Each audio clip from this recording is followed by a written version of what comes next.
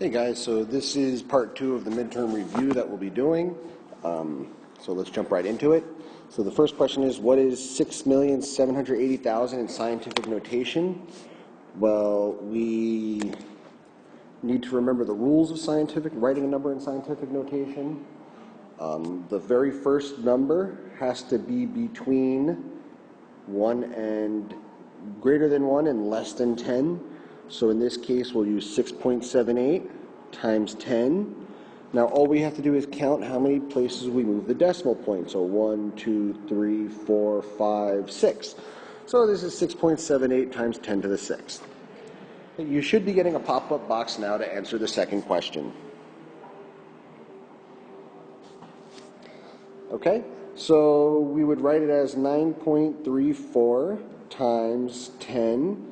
And we count 1, 2, 3, 4, 5, 6 times we move the decimal place, times 10 to the 6th power. Okay, how would you write 3.375 as a mixed number? Well, if you wanted to do this by hand, it's actually pretty easy. The whole number 3 goes out front. Now we put 3.375, since this goes to the thousandths place, 375 over 1,000. Now all that's left is to reduce, and when you reduce this all the way down, it becomes 3 3/8. So you should be getting a pop-up box now for the second one. Okay, so if you went ahead and answered the second one, we're going to write the whole number 9. And 0.875 goes to the thousandths place, so it's 875 over 1,000. And if you reduce this all the way down, you get 9 7/8.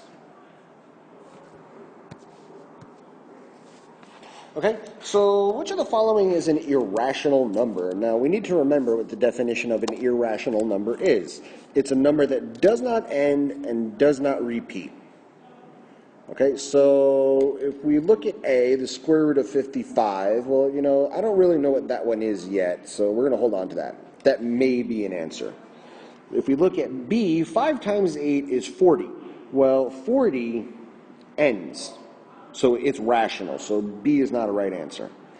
The square root of 64 is 8. Well, 8 ends, so C is not correct. And D, well, D is just -5. -5 ends, so that's not correct.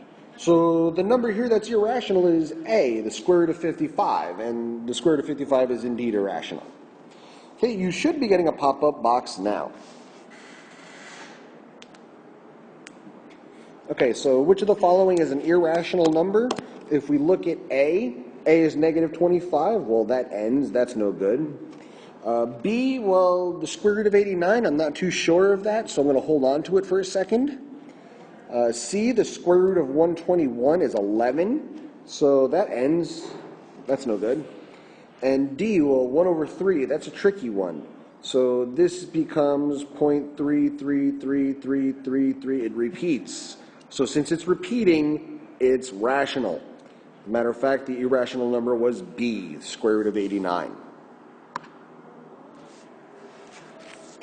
Okay, here's a review of a problem we did today in class. You should be getting a pop-up box now to go ahead and answer it. Okay, so what is the tax rate per pound? That's the first question we're going to ask. Well, if we paid $9 for 6 pounds, we need to find the unit rate. Okay, and 9 divided by 6 is $1.50, so they pay $1.50 per pound. Remember, when you see that code word per, you should start thinking of division. So the second part now, I'll do it in blue. How much tax would you pay if the store sold 35 pounds? Well, if it's $1.50 per pound, all we have to say is $1.50 times 35 pounds, it equals $52.50. Simple enough. Okay, how many pounds of carrots would the store have sold if they paid $13.50 in tax? Well, really, we're just doing what we just did in reverse now. So this is a division statement. 13.50 divided by $1.50 per pound, and that equals 9 pounds.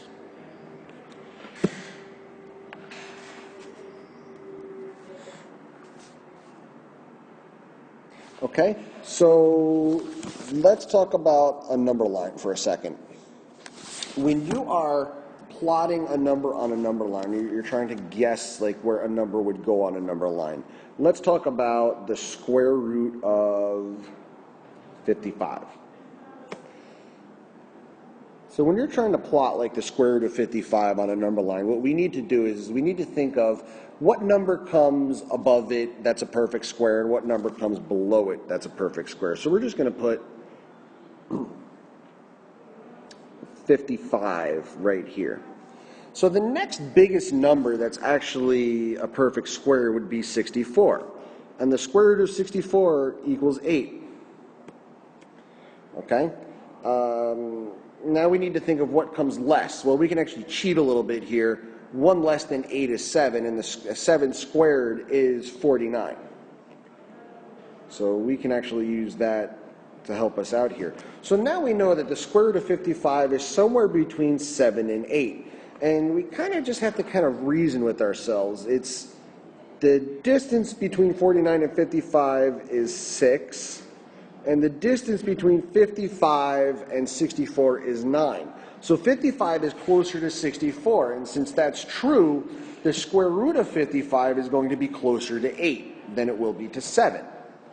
So the square root of 55 is going to be about, I would say, 7.7, somewhere around there. And you can always go ahead and double check that on your calculator. Okay, that's it for tonight. Make sure that tomorrow you come in with your dictionaries and your extra credit assignments. If you need to email me your extra credit assignment, make sure you do that as soon as possible, before tomorrow morning. And remember to review the video from Tuesday so that you can be well aware of the question types that you will be seeing. All right, have a good night.